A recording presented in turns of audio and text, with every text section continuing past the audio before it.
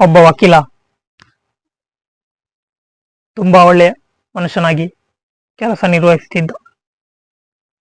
ಲಂಚ ತಗೊಳ್ತಿರ್ಲಿಲ್ಲ. ಬಡವರಿಗೆ ಫ್ರೀಯಾಗಿ ಉಚಿತವಾಗಿ ತನ್ನ ಸೇವೆಯನ್ನು ಮಾಡ್ತಿದ್ದ. ಇದು ತುಂಬಾ ಪ್ರಸಾರವಾಯಿತು. ಅವನು ತುಂಬಾ ಪ್ರಸಿದ್ಧಿಗೆ ಬಂದಿದ್ದ.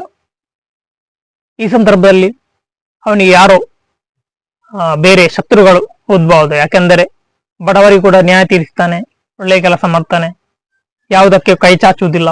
ಇಂಥ ಸಂದರ್ಭದಲ್ಲಿ ಯಾರೋ ಅವನಿಗೆ ಶತ್ರುಗಳು ಕಂಪ್ಲೇಂಟ್ ಮಾಡಿದ್ರು. ಅವನು ಅಷ್ಟು ಹಣ ತಕೊಂಡ, ಇಷ್ಟು ಹಣ ತಕೊಂಡ, ಲಂಚ ತಕೊಂಡ, ಅದು ತಕೊಂಡ. ಇದು ಹೌದಾ ಎನ್ನುವುದಕ್ಕೋಸ್ಕರ ಅವನನ್ನು ಕೋರ್ಟಿಗೆ ಅವನನ್ನು ಪೊಲೀಸರು ವಶಪಡಿಸಿದರು, ಬಂಧಿಸಿದರು. ಈ ಸುದ್ದಿ, ಬಂಧಿಸಿದ್ದ ಸುದ್ದಿ ಇಡೀ ನ್ಯೂಸ್ ಪೇಪರ್ ಅಲ್ಲಿ ಹರಡಿತು. ಇಂತಹ ವ್ಯಕ್ತಿ, ಒಳ್ಳೆಯ ವ್ಯಕ್ತಿ, ಈಗ ಲಂಚ ತೆಗೆದುಕೊಂಡ, ಇನ್ನೊಬ್ಬರಿಗೆ ಮೋಸ ಮಾಡಿದ, ಹಾಗೆ ಮಾಡಿದ, ನ್ಯಾಯವಾದಿ ಇಲ್ಲ, ಅನ್ಯಾಯವಾದಿ, ಹಾಗೆ ಹೀಗೆ ಏನೆಲ್ಲ ಹೇಳಿದ್ರು.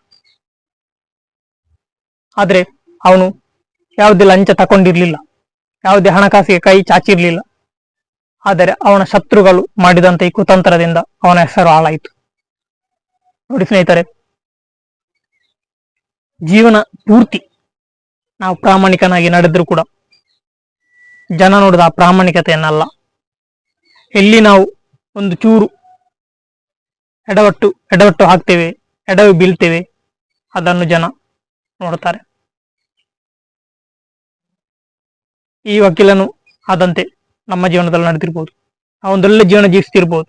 ಆದ್ರೆ ಯಾರೋ ಒಬ್ಬ ಶತ್ರು, ನಿನ್ನ ಶತ್ರು ಏನೋ ನಿನ್ನ ಬಗ್ಗೆ ಕೆಟ್ಟ ಅಪಪ್ರಚಾರ ಮಾಡಿದ್ರೆ, ನೀನು ಜೀವನ ಪೂರ್ತಿ ಮಾಡಿದಂತ ಒಳ್ಳೆತನಕ್ಕಿಂತ ಆ ಶತ್ರು ಮಾಡಿದ ಒಂದು ಸಣ್ಣ ಚುಕ್ಕೆ, ಆ ಕೆಟ್ಟತನ ದೊಡ್ಡದಾಗಿ ಬೆಳೀತದೆ, ದೊಡ್ಡದಾಗಿ ಹರಡುತ್ತದೆ, ನಿನ್ನನ್ನು ನಾಚಿಕೆಗೀಡು ಮಾಡ್ತದೆ.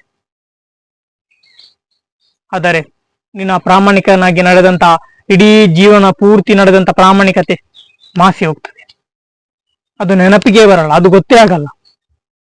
ಅದಕ್ಕೋಸ್ಕರ ನೀನು ಜೀವಿಸುವುದನ್ನು ಜೀವಿಸು, ನೀನು ಜೀವಿಸುವ ರೀತಿ ಜೀವಿಸು, ನೀವು ಒಳ್ಳೆ ಜೀವನ ಜೀವಿಸು. ಶತ್ರುಗಳು ಏನು ಬೇಕಾದ್ರೆ ಮಾಡ್ಲಿ, ನೀನು ಎಲ್ಲಿ ತಪ್ಪು ಮಾಡಿದ್ದಿ ಅಲ್ಲಿ ನಿನ್ನ ಮನಸಾಕ್ಷಿ ನಿನಗೆ ನೀನು ತಪ್ಪು ಮಾಡಿದ್ದಿ ಅಂತ ಹೇಳಿದ್ರೆ ಅದು ತಪ್ಪು. ನಿನ್ನ ಶತ್ರುಗಳು ನೀನು ಹಾಗೆ ಮಾಡಿದ್ದಿ, ನೀನು ಹೀಗೆ ಮಾಡಿದ್ದಿ, ನೀನು ತಪ್ಪು ಮಾಡಿದ್ದಿ ಕೇಳಲಿಕ್ಕೆ ಹೋಗ್ಬೇಡಿ. ಅದನ್ನು ಇಲ್ಲಿಗೆ ತಕೊಳ್ಬೇಡಿ, ಕಿವಿಗೆ ತಕೊಳ್ಬೇಡಿ. ಅದನ್ನು ಇಲ್ಲಿಂದಲೇ ಕಳಿಸಿಬಿಡಿ. ಅದು ಬೇಕಾಗಿಲ್ಲ. ಅನಗತ್ಯವಾದ ವಿಷಯಗಳು ನಿಮ್ಮ ಜೀವನದಲ್ಲಿ ಬಂದ್ರೆ ಅದನ್ನು ಕಿತ್ತು ಬಿಸಾಡಿ. ಅದು ಬೇಕಾಗಿಲ್ಲ ನಮ್ಗೆ.